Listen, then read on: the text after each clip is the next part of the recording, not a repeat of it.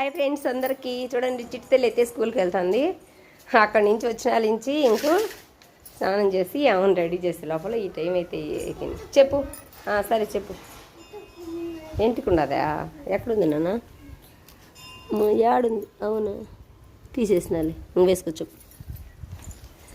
2 గంటలు ఫ్రెండ్స్. ఇప్పుడైతే టైం 10 అవుతుంది. 10కి పోతుంది, 12:30 ఖచ్చితంగా వచ్చేస్తుంది. కానీ 2 గంటలే ఉండు, తాత వస్తాడు. 2 గంటలైనా ఉంటుందంటే గ్రేటే. ఉండదు అనుకునే నేను అస్సలు. కానీ పోతుంది బిడ్డ, పోతుంది, ఉంటుంది.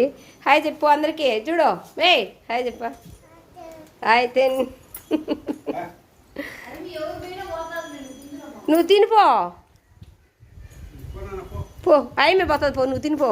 అలవాటు కావాలి పో. మా స్కూల్ అయితే దగ్గరే ఫ్రెండ్స్, మా ఈదులోనే. చూడండి ఒక్కటే వెళ్ళిపోతుంది. బాయ్ నానా పో. ఒక్కటే పోతుంది. ఈరోజు ఎవరు రావద్దు, నేను ఒక్కదాన్ని పోతాలేని పోతాను. చూడండి స్కూల్ అయితే దగ్గరేను. మధ్యాహ్నం కూడా ఒక్కటే వచ్చేస్తుంది.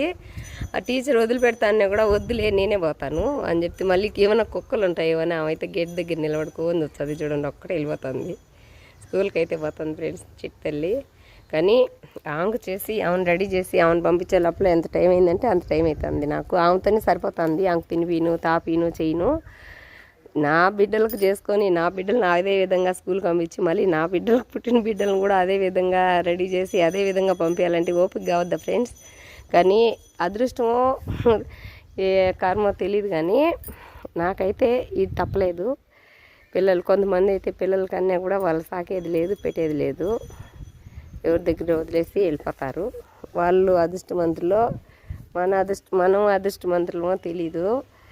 కానీ అందరూ అంటారు ఫ్రెండ్స్ నన్ను ఊళ్ళో అయితే, నీకైతే ఏందక్క ఫస్ట్ నుంచి పిల్లలు సాకే పని నీకు అని అంటారు. ఏం చేద్దాం ఫ్రెండ్స్, నా బిడ్డలు సాక్కోవాలి, వాళ్ళకి పుట్టిన బిడ్డలు సాక్కోవాలి, అందరినీ సాక్కోవాలి. నాకైతే దేవుడు అలా రాసి పెట్టినాడు.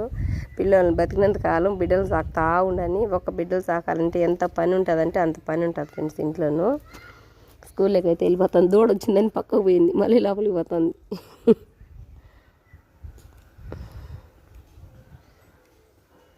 అలవాటు కావాలి ఒక్కటే పోయేదైనా కూడా. అందుకని ఈడే నిలుచుకొని చూస్తున్నా, ఏమన్నా కుక్కలు వచ్చినా ఏమన్నా పోతుందా పోదా అని.